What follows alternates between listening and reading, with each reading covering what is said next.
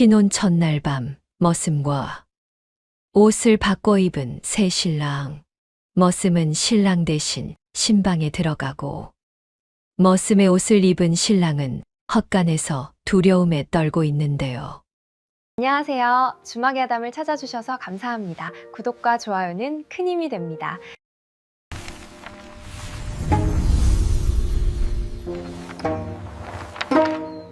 옛날 어느 평화로운 고을에 얼굴이 꽃보다 더 고운 처자가 살고 있었습니다. 처자의 집안은 비록 몰락한 양반 가문이라 가세가 크게 기울어 당장 내일 끼니를 걱정해야 할 만큼 가난했습니다. 하지만 처자의 미모는 다 해진 낡은 집신을 신고 질퍽한 진흙탕을 걸어도 환하게 빛이 날 정도로 눈이 부셨지요. 살결은 하늘에서 갓 내린 흰 눈처럼 맑고 깨끗했으며 앵두같이 붉은 입술과 밤하늘의 별을 박아 넣은 듯 초롱초롱한 눈망울은 보는 이들의 혼을 쏙 빼놓기 일쑤였습니다.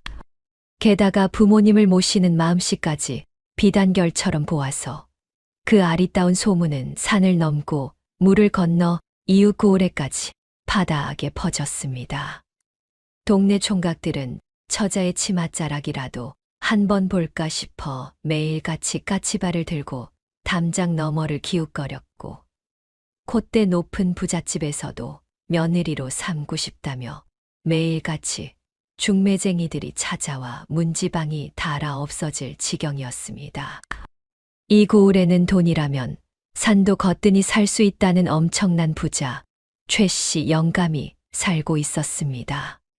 최씨 영감은 겉으로는 최고급 비단옷을 휘감고 떵떵거리며 거드름을 피우고 다녔지만 원래는 천한 신분으로 태어나 남의 눈에 피눈물을 흘리게 하며 악착같이 돈을 모아 졸부가 된 자였지요.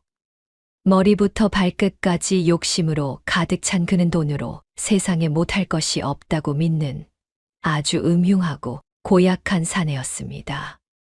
어느 화창한 봄날이었습니다.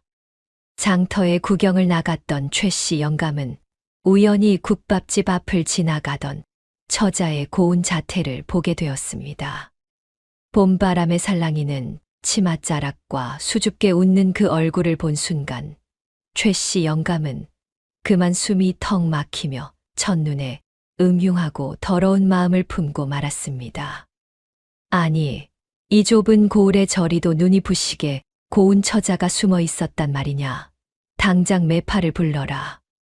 돈은 수레로 퍼주어도 좋으니 당장 저 계집을 내 방 첩실로 들이도록 해라. 최씨 영감의 불호령의 하인들은 부랴부랴 처자의 집으로 달려갔습니다. 처자의 집 마당에는 으리으리한 쌀가마니와 번쩍이는 비단, 그리고 엽전이 가득 담긴 괴짝이 산더미처럼 쌓였습니다. 매파는 입에 침이 마르도록 최씨 영감의 엄청난 재력을 칭찬하며 처자의 아버지를 설득하려 했습니다. 하지만 처자의 아버지는 비록 가난할지언정 꼿꼿한 대나무 같은 선비의 자존심을 굽히지 않는 올곧은 분이었습니다. 내 아무리 가세가 기울어 당장 끓여 먹을 쌀 한 줌이 없는 처지라지만 어찌 금지옥엽 귀하게 키운 내 딸을 저런 근본도 없는 졸부의 첩실로 보낼 수 있단 말이오. 당장 이 더러운 재물들을 가지고 내 집에서 썩 물러가시오. 처자의 아버지는 벼락 같은 불호령을 내리며 매파와 하인들을 대문 밖으로 매몰차게 쫓아냈습니다. 마당에 쌓여있던 쌀가마니와 비단들도 모조리 길바닥으로 내동댕이 쳐졌지요. 이 소식을 전해 들은 최씨 영감은 분노로 얼굴이 불그락푸르락해져서 길길이 날뛰었습니다. 뭐라고? 다 망해가는 뼈다귀 주제에 감히 내 돈을 마다해. 내가 마음만 먹으면 그깟 다 쓰러져가는 초가집 하나 밟아 뭉개는 것은 일도 아니거늘. 오냐, 내년이 얼마나 고고하게 버티나 보자. 내 기어코 그 계집을 납치해서라도 내 안방에 무릎 꿇게 만들 것이다. 최씨 영감은 도끼를 품고 이를 부득부득 갈았습니다. 하지만 그로부터 며칠 지나지 않아 처자가 이웃 고을에 번듯한 양반집 자제와 혼인을 한다는 소식이 들려왔습니다. 양가 어른들끼리 처자가 아주 어릴 적부터 굳게 약조를 해둔 혼사였지요. 상대 신랑 집안도 제법 기세가 등등한 양반 가문이었기에 최 씨 영감은 달쫓던 게 지붕 쳐다보는 격이 되어 끙끙 앓았습니다.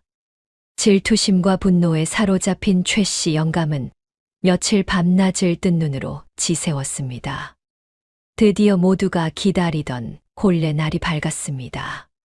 동네 사람들의 축복 속에 잔치가 왁자지껄하게 벌어졌고 고운 화롯에 연지 곤지를 찍은 처자는 그야말로 하늘에서 내려온 선녀처럼 눈부시게 아름다운 신부가 되었습니다. 마당에는 고기 굽는 냄새와 잔치국수 냄새가 진동했고 사람들의 웃음소리가 끊이지 않았습니다. 하지만 흥겨운 잔치가 끝나고 하늘에 둥근 달이 떠오르며 어둠이 깔리기 시작하자 어찌 된 영문인지 신랑의 행동이 몹시 이상해지기 시작했습니다. 신랑은 신방에 들어갈 생각은 하지 않고 안절부절 못하며 연신 이마에 식은땀을 닦아냈습니다. 두 눈동자는 겁에 질린 산짐승처럼 불안하게 마구 흔들렸고 다리는 후들후들 떨리고 있었지요. 신랑은 슬그머니 사람들의 눈을 피해 잔치 자리를 빠져나왔습니다. 그리고는 집안 마당 구석에서 꾸벅꾸벅 졸고 있던 덩치 큰 바보 머슴 돌쇠를 다급하게 으슥한 뒷마당으로 끌고 갔습니다. 돌쇠는 집채만 커다란 덩치의 솥뚜껑만 두 손을 가졌지만 사람 좋은 실없는 웃음을 늘 달고 사는 아주 순박하고 어리숙한 사내였습니다. 돌쇠야, 아무 말 말고 조용히 해라. 내가 오늘 밤 이 내 화려한 비단옷을 입고 저기 불 꺼진 신방에 들어가야겠다. 신랑은 다짜고짜 자신이 입고 있던 번쩍이는 혼례복을 훌렁훌렁 벗어 돌쇠에게 억지로 입혔습니다.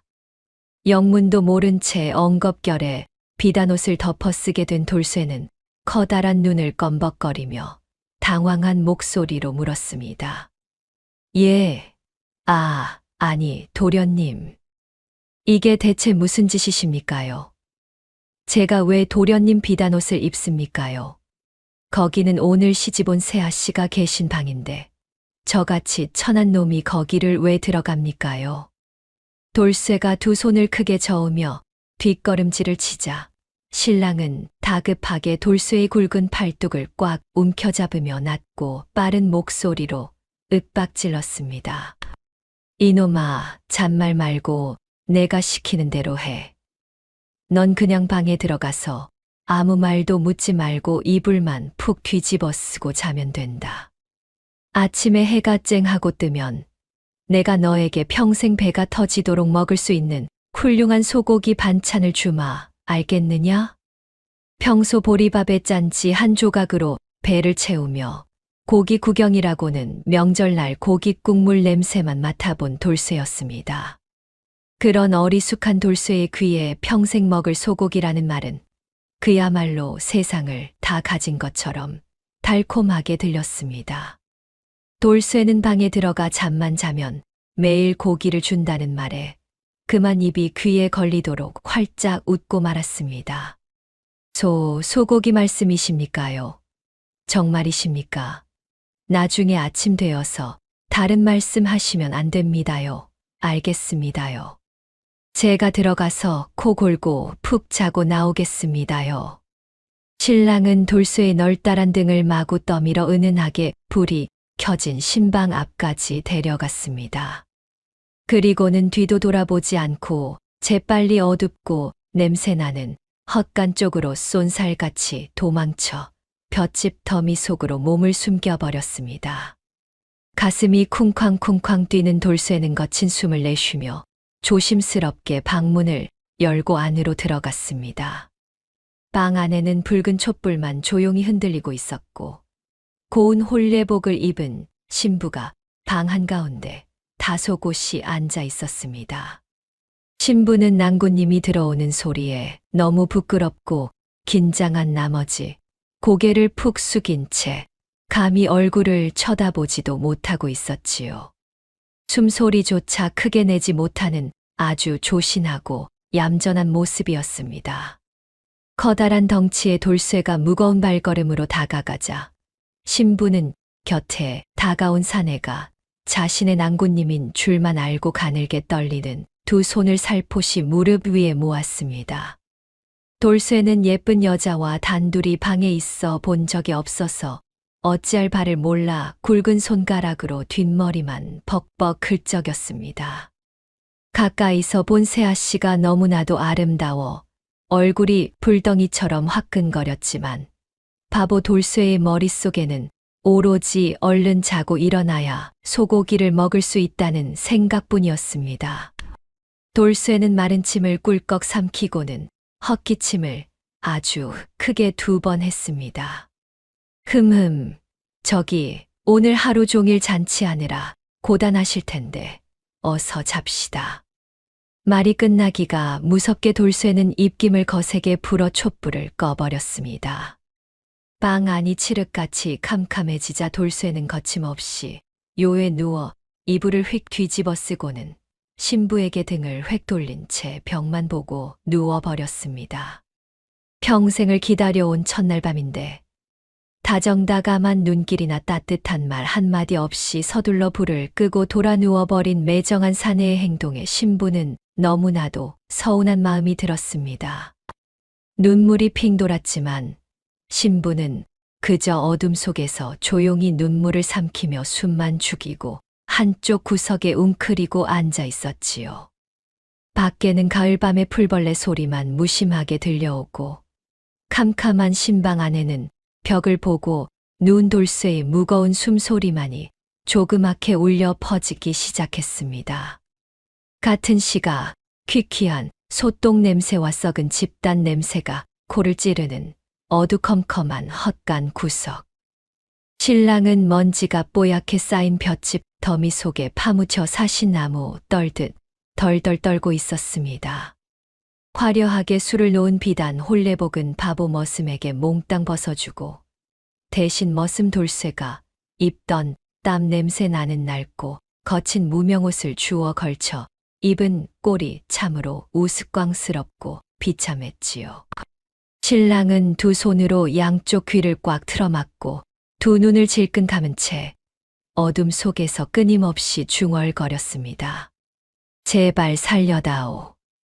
나는 이 방에 없다. 내 목숨만 온전히 살아있으면 장가는 2번이고 3번이고 딴 고을에 가서 다시 갈 수 있을 터이니 제발 무서운 칼잡이 놈들이 이 헛간 쪽으로는 오지 않게 해주시오. 도대체 어쩌다가 이리도 번듯한 가문의 양반집 자제인 신랑이 평생 한 번뿐인 혼례 날 첫날 밤에 아름다운 신부를 버려두고 헛간에 숨어 이런 비참하고 찌질한 꼴을 하고 있는 것일까요? 그 끔찍하고 기막힌 사연은 바로 하루 전날 밤으로 거슬러 올라갑니다. 혼례를 딱 하루 앞둔 어젯밤이었습니다. 신랑은 방 안에서 조신하게 몸가짐을 단정히 하며 마음을 가다듬어야 할 때에 아주 엉뚱하고 철없는 마음을 품었습니다.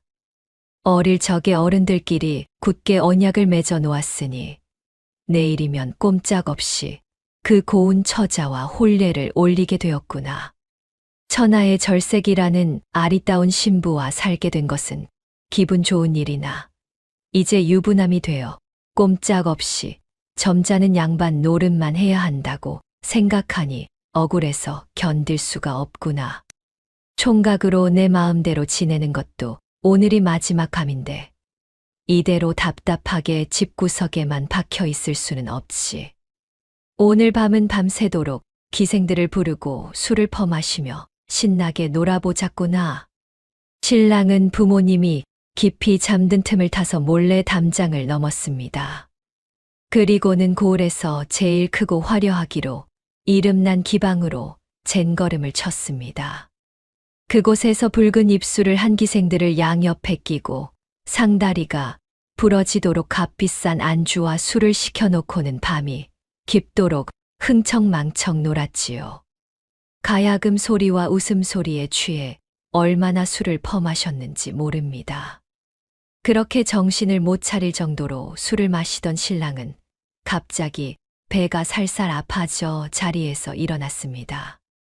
비틀거리는 걸음으로 기방 뒷마당에 있는 뒷간을 향해 걸어가고 있었지요. 어둡고 좁은 뒷마당을 가로질러 막 뒷간 문고리를 잡으려던 참이었습니다. 갑자기 기방 담장 너머 으슥하고 좁은 골목 쪽에서 묵직한 발소리와 함께 사내들의 낮고 험악한 목소리가 들려왔습니다. 어이, 다들 똑똑히 들었지. 동네 부자 최씨, 영감님의 엄한 분부시다. 이번 일만 깔끔하게 잘 처리하면 우리 왈패들이 평생을 놀고 먹을 수 있는 막대한 은자를 주신다고 굳게 약속하셨다. 절대로 실수해서는 안 된다. 명심해라. 내일 밤 사람들이 다 잠든 깊은 밤이다. 불이 꺼진 신방에 발소리를 죽이고 몰래 숨어 들어가서 이불을 덮고 자는 신랑 놈의 숨통을 단칼에 끊어버리는 거다. 비명조차 지르지 못하게 단 한 번에 쳐야 한다. 다들 알겠느냐? 예, 형님. 그런데 같이 있는 신부는 어찌합니까요? 신부 그 계집은 몸에 상처 하나 남지 않도록 곱게 자루에 담아 최씨 영감님 댁으로 은밀히 모셔가야 한다. 영감님께서 단단히 벼르고 계시니 만약 신부의 털끝 하나라도 다치게 하면 그날로 우리 목숨이 남아나지 않을 것이다. 신랑 놈은 짐승 잡듯 가차 없이 찔러 죽이고 신부만 안전하게 보쌈해서 튀는 거다. 어두운 담장 너머로 들려오는 그 무시무시한 대화를 엿들은 신랑은 심장이 까마득한 바닥으로 쿵 떨어지는 것만 같았습니다. 머리끝까지 올랐던 술기운은 온데간데 없이 흔적도 없이 달아나 버렸고 다리에 힘이 풀려 그 자리에 털썩 주저앉고 말았지요. 어찌나 겁을 먹고 놀랐던지 뒷간에 들어가지도 못한 채 바닥에 주저앉아 바지에 그만 따뜻한 오줌을 줄줄 지리고 말았습니다. 아이고, 이를 어찌하면 좋단 말이냐. 저 무서운 왈패 놈들이 내일 밤 나를 죽이러 신방에 쳐들어온다니. 신랑은 바지가 젖는 것도 모른 채 입을 틀어막고 덜덜 떨었습니다. 당장이라도 관하로 쏜살같이 달려가 포졸들에게 이 끔찍한 사실을 알리고 싶었습니다. 하지만 벌떡 일어났던 신랑은 한 걸음도 떼지 못하고 그 자리에 우뚝 멈춰 서고 말았습니다. 머릿속이 복잡하게 얽히기 시작했지요. 아니야, 안 돼. 내일이 당장 장가가는 날인데 어젯밤에 몰래 기방에 와서 기생들과 술을 퍼마시다가 담장 너머로 엿들었다고 하면 우리 뼈대 있는 가문의 체면에 단단히 똥칠을 하는 꼴이 된다. 당장 아버님께 다리 몽둥이가 부러지도록 맞을 것이다. 게다가 내가 상대해야 할 사람은 고을의 절반을 자기 땅으로 가지고 있는 엄청난 부자 최씨 영감이다. 듣자 하니 최씨 영감이 새로 온 사또와 호형호재하며 관할을 제 집 안방처럼 드나들며 매물을 바친다던데. 내가 고발해봐야 사또가 뻔히 최씨 영감 편을 들 것이 틀림없다. 최씨 영감이 내가 눈치챘다는 것을 알게 되면 오히려 내 목숨만 쥐도 새도 모르게 날아가겠지. 신랑은 어두운 마당에 쪼그려 앉아 벌벌 떨면서도 오직 자기 목숨만 살릴 비열한 궁리를 하느라 쥐새끼처럼 눈알을 굴렸습니다. 그렇다고 당장 혼례를 깨버리고 파혼을 하자니 아리따운 신부의 집에서 보내올 그 엄청난 혼수품과 재물들이 너무나도 아까웠습니다. 신부의 얼굴이 선녀처럼 예쁘다는 소문은 익히 들어 알고 있지만 당장 내 목숨이 시퍼런 칼날에 날아가게 생겼는데 여자의 고운 얼굴이 다 무슨 소용이겠는가. 하지만 그 집안에서 수레로 실어 보낼 막대한 비단과 은자만큼은 절대로 포기할 수가 없다. 재물은 챙기고 내 목숨도 살릴 방법이 없을까. 한참을 머리를 쥐어뜯으며 고민하던 신랑의 머릿속에 번뜩하고 떠오른 사람이 한 명 있었습니다. 바로 집안에서 가장 덩치가 산만하게 크고 머리가 나빠서 남의 말에 쉽게 속아 넘어가는 바보 머슴 돌쇠였지요. 옳지. 그래, 우리 집에 돌쇠 놈이 있었지. 그 바보 같은 놈에게 평생 소고기 반찬을 주겠다고 달콤하게 꼬드겨서 내 화려한 홀레복을 입히고 신방에 대신 밀어넣자. 아무것도 모르는 왈패 놈들이 캄캄한 어두운 방에서 돌쇠를 신랑인 줄 알고 칼로 마구 찌르면 나는 그 틈을 타서 아무도 모르는 곳에 숨어 무사히 살아남을 수 있을 것이다. 자신의 그 비열하고 끔찍한 계획이 세상에서 가장 완벽하다고 생각한 신랑은 그제야 안도의 한숨을 길게 내쉬며 젖은 바지를 이끌고 기방을 몰래 빠져나왔던 것입니다. 시간은 다시 현재로 돌아와 캄캄하고 냄새나는 헛간 구석. 신랑은 볏짚을 뒤집어 쓴 채 오들오들 떨며 어둠 속에서 비열한 미소를 지어 보였습니다. 돌쇠야, 나를 너무 원망하거나 미안하게 생각하지 마라. 내가 평소에 짐승처럼 덩치도 엄청나게 크고 우리 집 곡식도 밥통처럼 많이 축냈으니 이참에 주인을 위해 내 대신 칼을 좀 맞아다오. 글자 하나 모르는 천한 머슴 목숨 하나 없어지는 게 낫지. 나같이 귀하고 훌륭한 양반이 왈패들 칼에 찔려 허무하게 죽어서야 쓰겠느냐. 왈패 놈들이 널 가차 없이 찔러 죽이고 신부를 보쌈에서 데려가고 나면 나는 내일 아침 해가 밝자마자 옷매무새를 흐트리고 관아에 달려가서 눈물을 뚝뚝 흘리며 이렇게 말할 것이다. 밤중에 몹쓸 도적대가 갑자기 쳐들어왔는데 우리 집 덩치 큰 듬직한 머슴 놈이 도적들을 맨몸으로 막아서다가 그만 몽둥이에 맞아 처참하게 죽어버렸고 가여운 내 아내는 비명을 지르며 보쌈을 당해 끌려갔다고 말이다. 그러고 나면 나는 아무런 의심도 받지 않고 살아남을 수 있겠지. 하하하.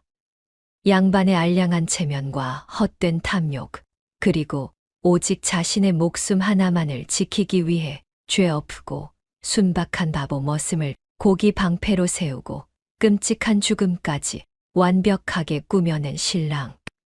그는 헛간 문틈으로 찬 바람을 맞으며 신방 쪽을 숨죽여 지켜보고 있었습니다. 머지않아 그 평화로운 방 안에 끔찍한 피바람이 불어닥칠 것을 뻔히 알면서도 말이지요. 모두가 골아 떨어진 깊고 깊은 밤. 마당을 지키던 개 짖는 소리도 가을을 알리던 풀벌레 소리조차 잦아든 적막한 신방 안에는 오직 돌쇠의 무겁고 규칙적인 숨소리만이 들려오고 있었습니다. 신부는 한쪽 구석에 웅크리고 앉아 벽을 향해 돌아누운 돌쇠의 넓고 투박한 등을 가만히 바라보고 있었지요. 내 서방님이 되실 분이 어찌 저리도 야속하게 생판남처럼 등을 돌리고 주무실까. 가문의 체면을 중시하는 점잖은 양반이라 첫날 밤이 쑥스러워 저러시는 걸까. 신부는 긴장되고 서운한 마음을 가라앉히지 못한 채 뜬 눈으로 밤을 지새우고 있었습니다. 은은하게 방 안을 비추던 달빛이 구름에 가려 신방이 칠흑같이 어두워졌을 때였습니다. 슥, 스스슥. 정막을 깨고 문 밖에서 아주 조심스럽고 수상한 발걸음 소리가 들려왔습니다. 누군가 문풍지에 귀를 대고 방 안의 동정을 살피는 듯 바스락거리는 소리도 났지요.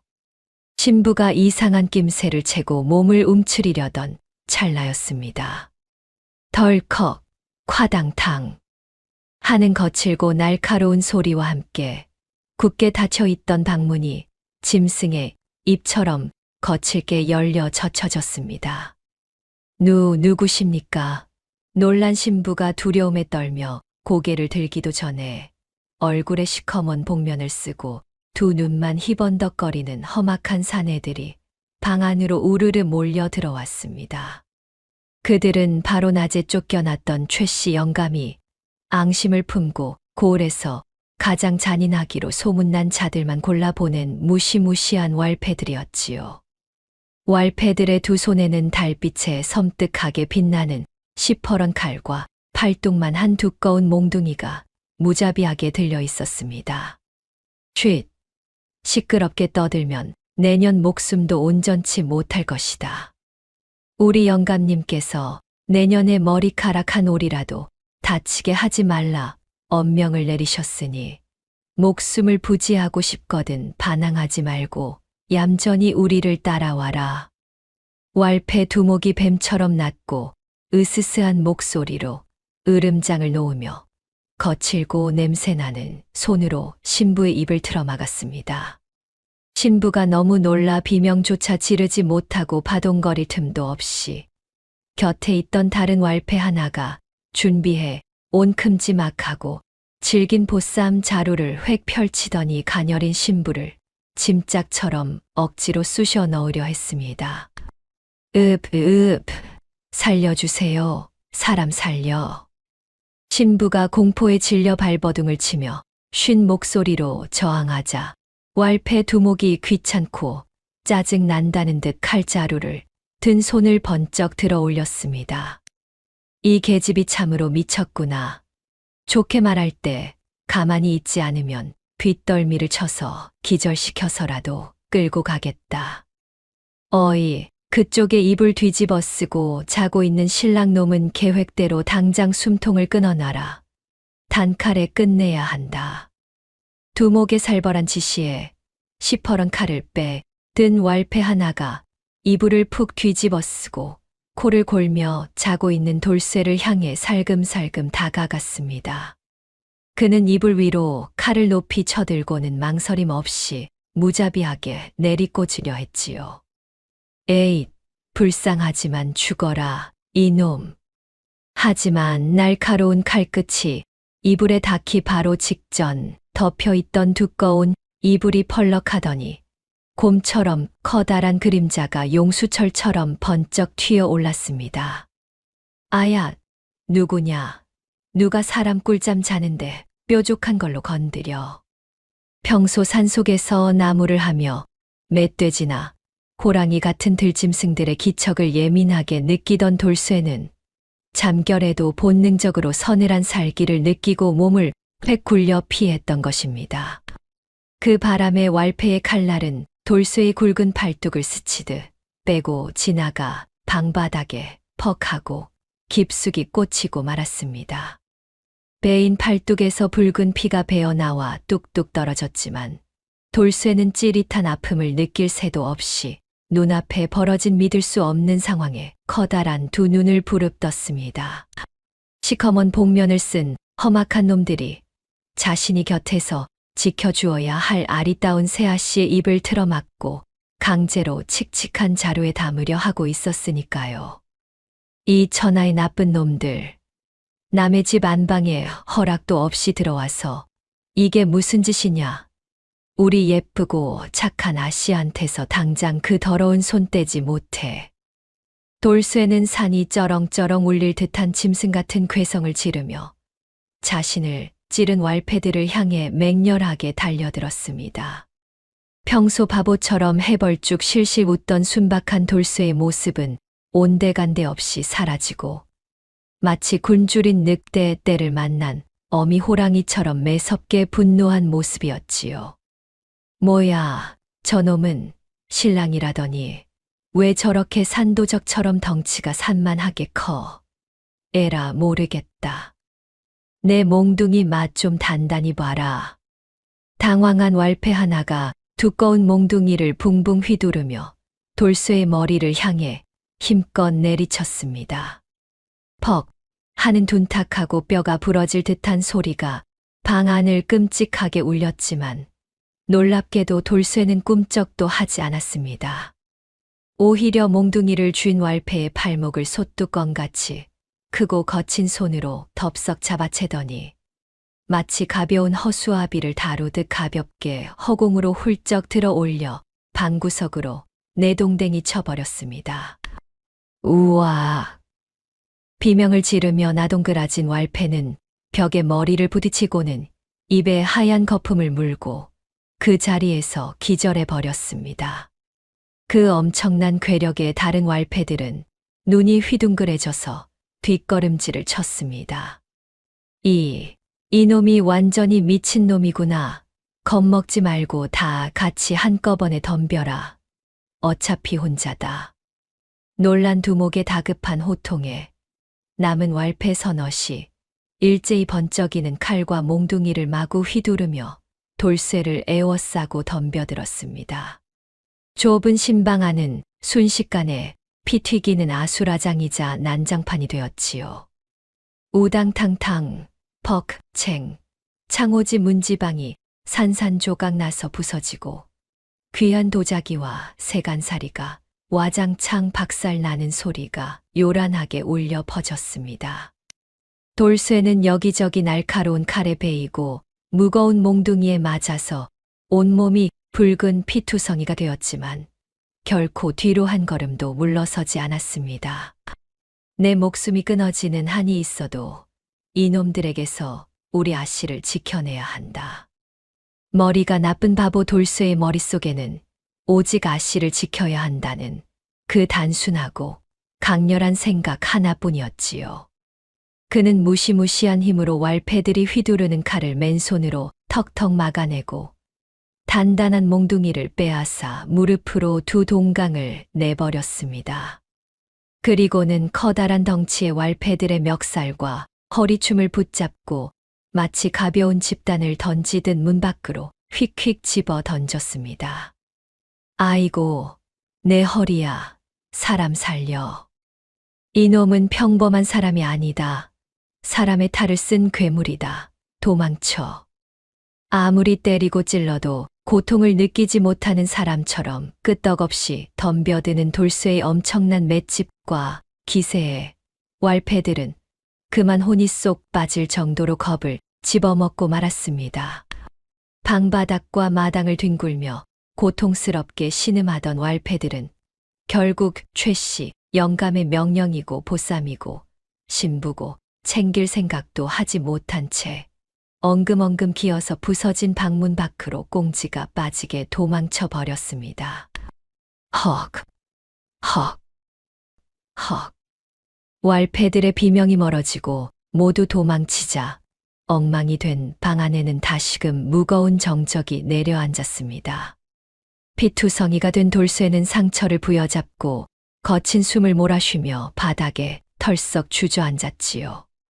덜덜 떨며 구석에 웅크려 이불을 덮어쓰고 있던 신부가 그제야 조심스레 고개를 들고 주위를 둘러보았습니다.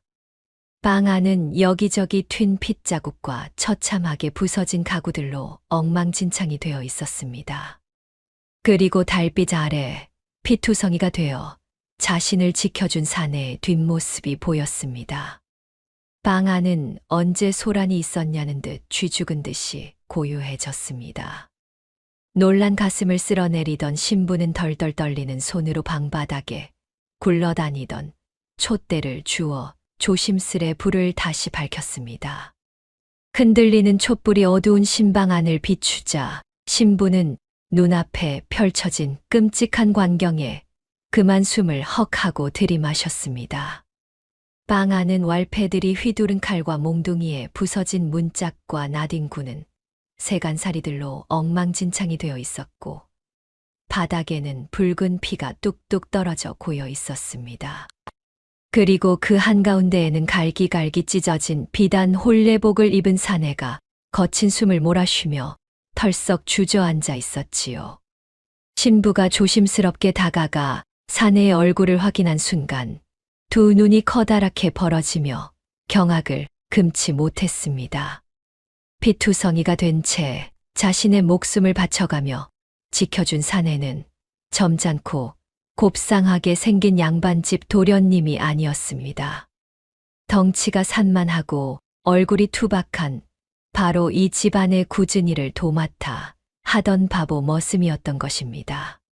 사내는 팔과 어깨가 깊게 베어 피가 철철 흐르고 있었지만 신부와 눈이 마주치자 고통도 잊은 채 씩하고 사람 좋은 웃음을 지어 보였습니다. 아씨, 많이 놀라셨습니까요? 어디 다치신 데는 없습니까? 참말로 다행입니다. 제가 눈을 늦게 뜨는 바람에 하마터면 저 몹쓸 놈들이 아씨를 자루에 담아 데려갈 뻔했습니다요. 신부는 믿을 수 없다는 표정으로 떨리는 목소리를 간신히 쥐어짜내며 물었습니다. 당신은 대체 누구십니까? 어찌하여 내 낭구님이 입으셔야 할 혼례복을 당신이 입고 이 신방에 누워 계셨단 말입니까? 그러자 사내는 머리를 긁적이며 억울하다는 듯 순박하게 대답했습니다. 저는 이 집에서 장작을 패고 마당을 쓰는 돌쇠라고 합니다요. 아까 초저녁에 도련님께서 갑자기 저를 뒷마당으로 은밀히 부르시더니 이 비단옷을 억지로 입히고는 저 방에서 잠만 자면 평생 소고기 반찬을 주신다고 굳게 약속하셨습니다.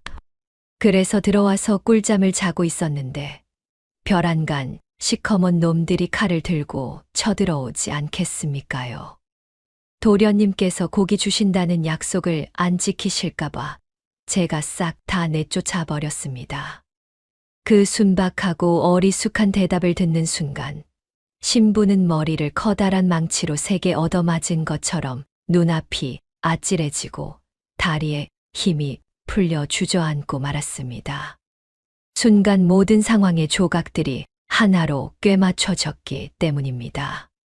서방님은 오늘 밤 저 무자비한 왈패들이 쳐들어와 자신의 목숨을 노릴 것이라는 사실을 미리 알고 계셨던 것이구나. 그래서 나를 팽개쳐두고 아무것도 모르는 바보 머슴에게 옷을 입혀 고기 방패로 쓰신 것이구나.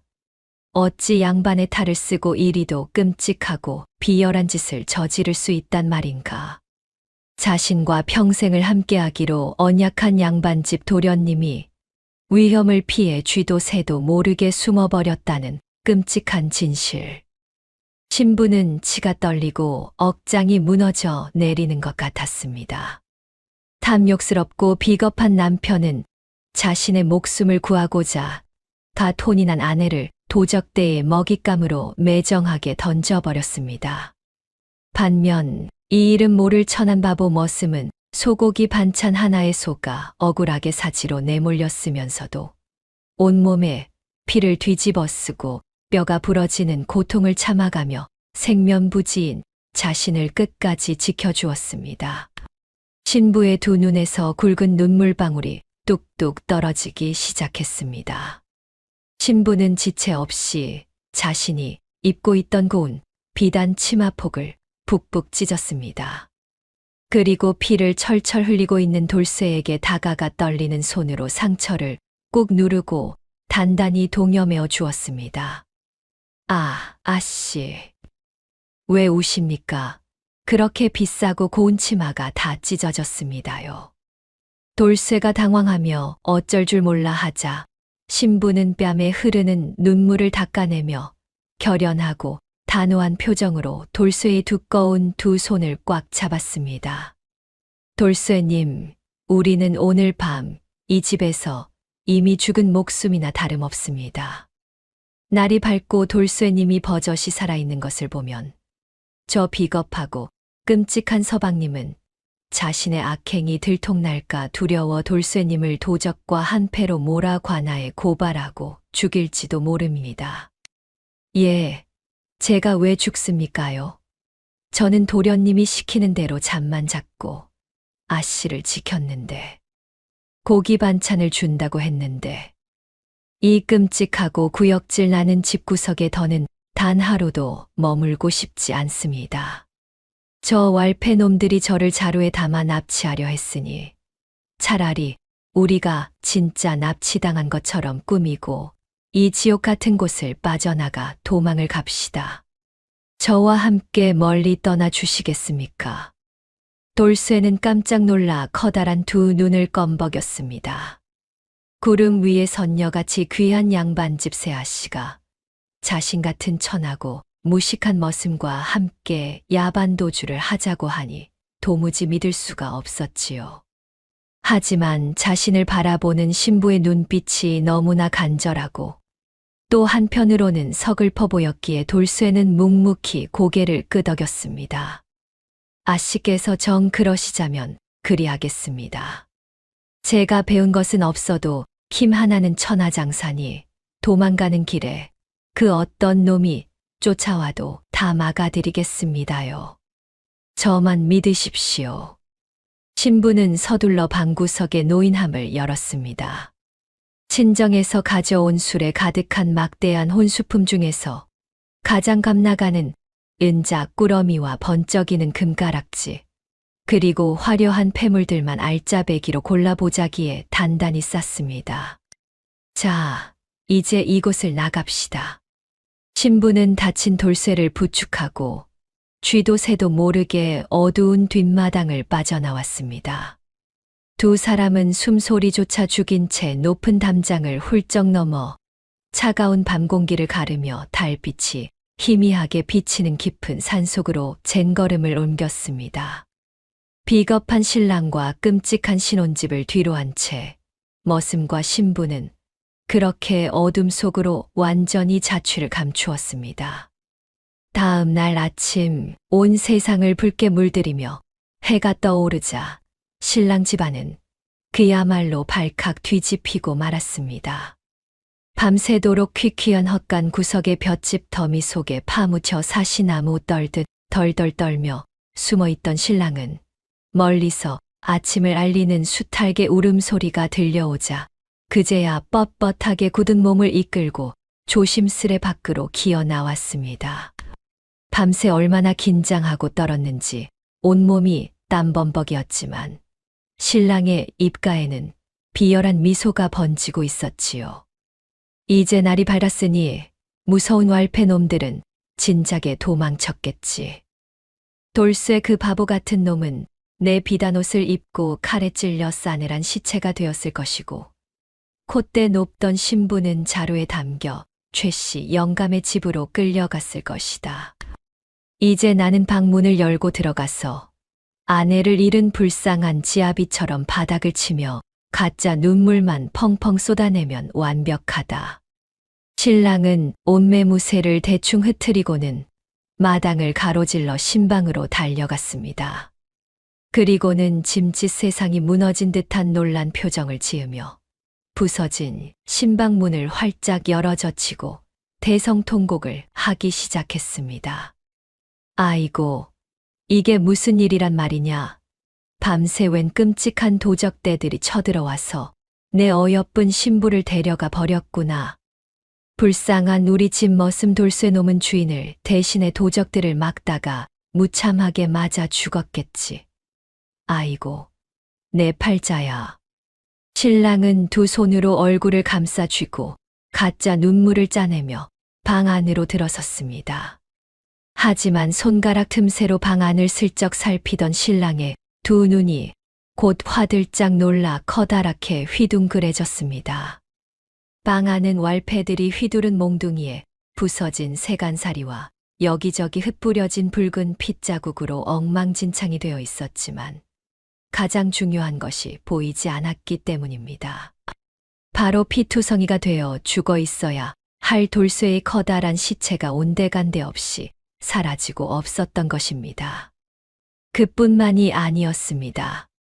방구석에 고이 모셔두었던 신부가 친정에서 가져왔던 막대한 혼수품 상자들이 모조리 열려 있었습니다.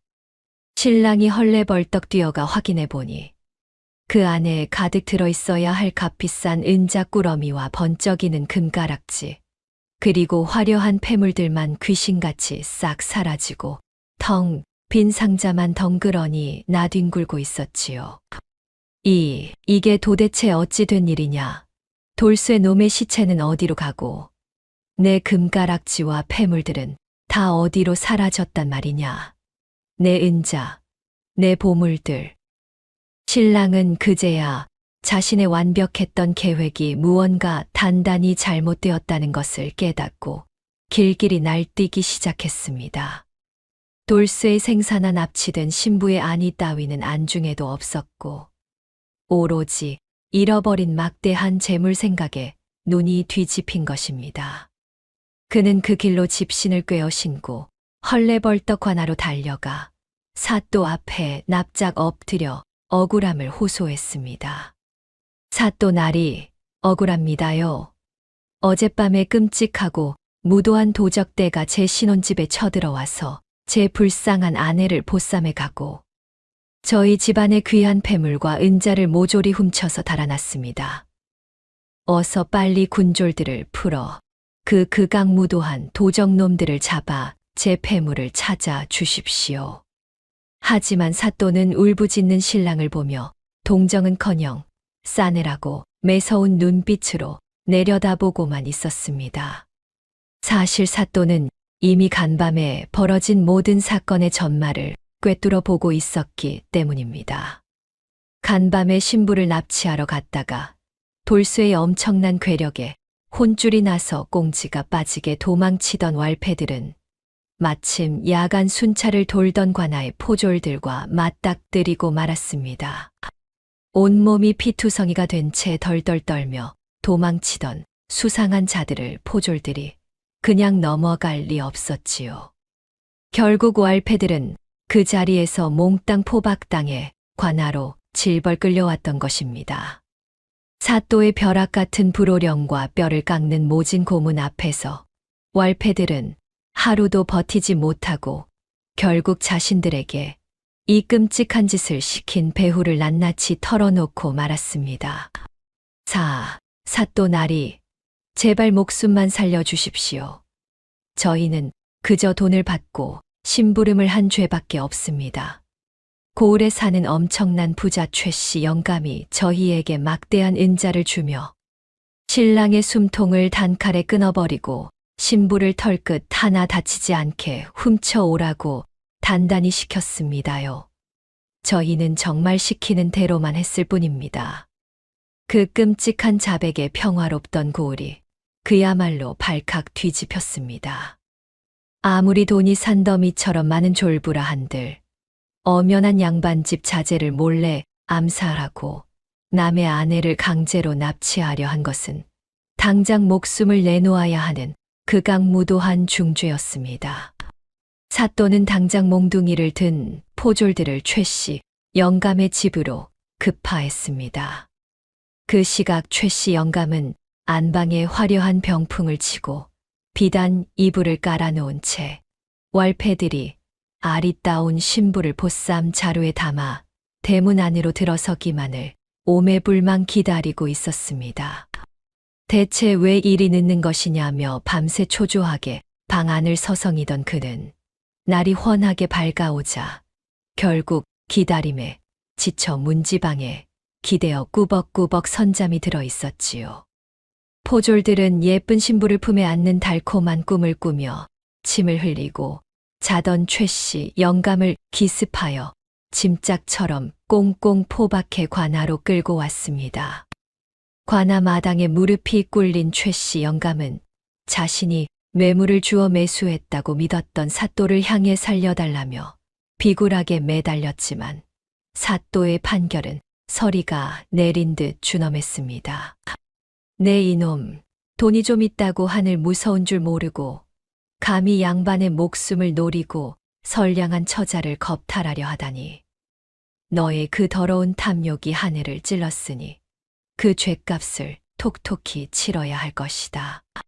여봐라, 저 악독한 놈의 집과 창고에 있는 전 재산을 남김없이 관아로 몰수하고 다시는 두 다리로 땅을 딛고 걷지 못하도록 당장 곤장백대를 매우 쳐라. 사또의 매서운 판결에 최씨 영감은 그동안 평생을 남의 눈에 피눈물을 내며 악착같이 모은 막대한 재산을 하루아침에 모조리 빼앗기고 말았습니다. 형틀에 묶여 살이 터지고 뼈가 부러지도록 곤장을 맞은 최씨 영감은 평생 걷지 못하는 비참한 불구가 되었습니다. 화려한 기와집에서 쫓겨난 그는 마을 변두리에 다 쓰러져가는 낡은 초가집에 버려진 채 매일같이 지난날의 욕심을 후회하며 피눈물을 흘리며 비참한 여생을 보내야 했지요. 한편 헛간에 숨어 자기 목숨만 건지려 했던 찌질하고 비겁한 신랑은 어떻게 되었을까요? 처음 이 사건이 알려졌을 때 마을 사람들은 그저 신랑을 가엾게 여겼습니다. 첫날 밤에 신부가 납치당하고 재물을 잃은 불쌍한 피해자인 줄로만 알았던 것이지요. 하지만 사람들의 동정은 그리 오래 가지 않았습니다. 관아의 감옥에 갇힌 월패들의 입에서 아주 이상하고 충격적인 진술이 흘러나왔기 때문입니다. 저희가 불 꺼진 신방을 덮쳐 이불을 걷어냈을 때 거기 누워있던 자는 호리호리한 도련님이 아니었습니다요. 집채만 한 덩치를 가진 웬 짐승 같은 거구의 사내가 비단옷을 입고 누워 있었다고요. 이 진술은 곧 관아의 포졸들과 하인들의 입방아를 타고 온 마을에 쫙 퍼져나갔습니다. 사람들은 수군거리기 시작했고 결국 흩어진 조각들이 하나로 맞춰졌습니다. 신랑이 최 씨 영감의 암살 계획을 미리 엿듣고는 자기 목숨을 부지하려고 아무것도 모르는 덩치 큰 바보 머슴에게 자신의 홀레복을 입혀 고기 방패로 신방에 밀어 넣었으며 정작 지아비인 자신은 냄새나는 헛간 집더미 속에 숨어 벌벌 떨고 있었다는 그 비열하고 찌질한 전말이 만천하에 홀딱 드러나고 만 것입니다. 그 끔찍한 진실을 알게 된 마을 사람들은 경악을 금치 못했습니다. 사람들이 모이는 우물가나 장터마다 비겁한 신랑을 욕하는 소리가 끊이지 않았습니다. 어유, 쯧쯧쯧. 세상에 저런 몹쓸 놈이 어디 있단 말인가. 자기 혼자 살겠다고 죄 없고 순박한 머슴을 칼바지로 사지에 밀어넣어. 저런 비겁하고 짐승만도 못한 놈이 뼈대 있는 양반이라니. 우리 고을의 수치다, 수치. 그 곱고 똑똑한 신부가 왜 핏자국만 남기고 혼수품을 모조리 챙겨서 도망갔는지 이제야 딱 알겠구먼. 나 같아도 저런 찌질하고 비열한 놈 곁에서는 단 하루도, 아니 단 한 시진도 같이 숨 쉬고 살고 싶지 않았을 것이야. 마을 사람들은 길에서 신랑을 볼 때마다 대놓고 손가락질을 하며 비웃고 침을 뱉었습니다. 가문의 체면을 목숨보다 중시하던 뼈대 있는 양반 가문의 명예는 그날로 진흙탕 바닥에 처박혀 산산조각이 났습니다. 온 고을의 비겁한 겁쟁이로 조롱거리가 된 신랑의 가문에는 두 번 다시 어떤 집안에서도 혼담이 들어오지 않았습니다. 알량한 체면과 비열한 탐욕으로 아내와 재물, 그리고 사람들의 신뢰까지 모조리 잃어버린 신랑은 아무도 찾아오지 않는 텅 빈 집에서 매일 밤 과거를 후회하며 평생토록 외롭고 쓸쓸한 노총각으로 늙어 죽고 말았답니다.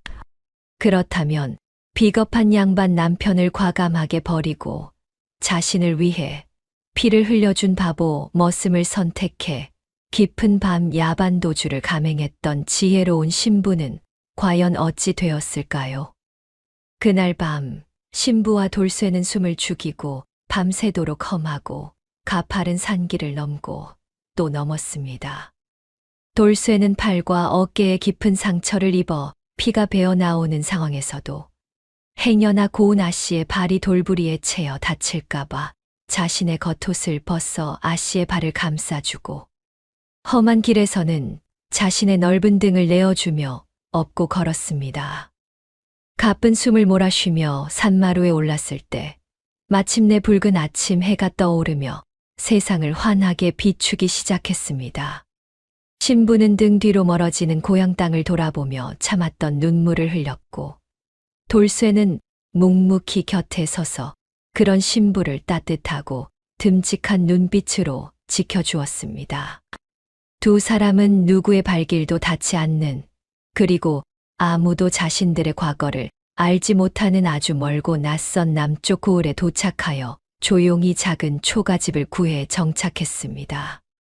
신부는 친정에서 챙겨온 값비싼 폐물과 은자를 조금씩 내다 팔아 밑천을 마련했습니다. 그리고 번화한 장터 한 구석에 작지만 깔끔한 포목점을 하나 차렸습니다. 신부는 비록 양반집 교수로 온실 속 화초처럼 자랐지만 셈이 아주 빠르고 사람을 대하는 태도가 다정하여 장사에 큰 소질을 보였습니다. 손님들에게 항상 밝은 미소로 질 좋은 비단을 저렴하게 끊어주니 가게는 금세 단골 손님들로 문전성시를 이루었지요.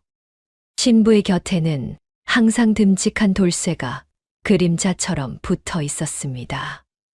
돌쇠의 타고난 엄청난 괴력은 이제 사람을 해치는 데 쓰이지 않고 무거운 비단짐을 번쩍번쩍 나르고 가게를 괴롭히는 불량배들을 눈빛 하나로 쫓아내는 아주 든든한 방패가 되었습니다. 더욱 놀라운 것은 돌쇠의 변화였습니다. 돌쇠는 더 이상 사람들에게 손가락질 받으며 해벌쭉 웃기만 하던 바보 머슴이 아니었습니다. 자신을 하늘처럼 귀한 사람으로 대접해주고 아무 조건 없이 목숨을 맡겨준 지혜로운 아내를 위해 돌쇠는 피나는 노력을 했습니다. 아내가 장부를 적을 때 곁에서 어깨너머로 부지런히 글을 배우기 시작했고 사람들을 대하는 예의범절과 점잖은 말투도 하나씩 익혀 나갔습니다. 비록 학식이 뛰어난 선비처럼 유창하지는 못해도 그의 말과 행동에는 언제나 진심이 가득 담겨 있었고 거짓이 없었습니다. 매일같이 아내를 위해 피땀 흘려 일하며 헌신하는 돌쇠는 고을에서 그 누구보다 듬직한 남편이자 훌륭하고 책임감 있는 가장으로 멋지게 거듭났습니다. 신부의 영리하고 지혜로운 머리와 돌쇠의 듬직하고 성실한 품성이 하나로 합쳐지자 두 사람의 장사는 날이 갈수록 번창하여 수레에 돈을 실어 나를 정도가 되었습니다. 작은 포목점은 어느새 고을에서 가장 크고 번듯한 상단으로 성장했고 두 사람은 넓고 화려한 기와집을 지어 이사를 했습니다. 두 사람의 금실은 고을 사람들이 모두 부러워할 정도로 좋았습니다. 밤이 되면 돌쇠는 아내의 거칠어진 손을 따뜻하게 쓰다듬으며 고마움을 전했고 아내는 그런 남편의 넓은 가슴에 기대어 세상에서 가장 편안한 미소를 지었습니다. 두 사람 사이에서는 아버지를 닮아 건강하고 씩씩한 아들들과 어머니를 닮아 지혜롭고 고운 딸들이 줄줄이 태어나 집안에는 언제나 아이들의 맑은 웃음소리가 끊이지 않았습니다. 이웃 주민들은 어려운 일이 생길 때마다 앞장서서 가난한 자들을 돕고 쌀을 나누어 주는 이 부부의 따뜻한 인품에 깊은 감동을 하였습니다. 비록 그들의 출신 성분이나 과거를 정확히 아는 사람은 없었지만 고을 사람들은 돌쇠와 신부를 고을에서 가장 존경받고 훌륭한 어르신들로 여기며 칭송했습니다.